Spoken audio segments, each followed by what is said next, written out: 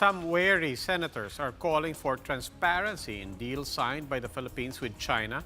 Copies of the signed agreements have yet to actually be made available to the public.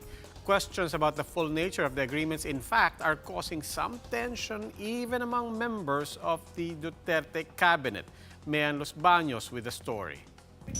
Senate President Tito Soto sees no problem with the joint maritime oil and gas exploration deal forged by the Philippines and China in the West Philippine Sea. Soto thinks this deal may be the only way for the country to address looming problems with oil supply. Napakatagal na panahon yung kabuuan ng Asia. Bakit lahat ng mga kapitbahay nating mga bansa ay mayroong langis? Di ba? Ay imposible naman nung magbato ang Panginoon Diyos ng langis sa Asia, Pilipinas lang iniwasan. Imposible. Kaya tiyak na mayroon. Ngayon, ang problema, hindi natin kayang mag-isa. Soto said he has not yet seen the signed document, but he said he has information on another proposal, one that involves a 60-40 sharing deal that would favor the Philippines. I'm private to a proposal that was agreed upon by the President. And that there are already talks with China, and more or less it seems to be very positive ang response. Na kung magkakaroon tayo ng joint exploration, 60-40. 16 Philippines, 40 sa China. Yun yung proposal. At mukha namang acceptable.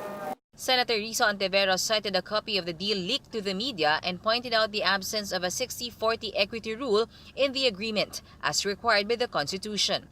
She said President Duterte signed a document that did not assert out constitution and sovereignty in the West Philippine Sea. Senator Jesus Codero meanwhile said the Senate can make an inquiry to scrutinize the agreement signed by the Philippines and China. But he admitted that the Senate has no power to stop the implementation even if it sees any provision unfavorable to the country. Only the court may intervene. The palace says it has yet to release the full details on the signed agreements, saying that the Foreign Affairs Department had been recently preoccupied with Chinese President Xi Jinping's two-day state visit to Manila.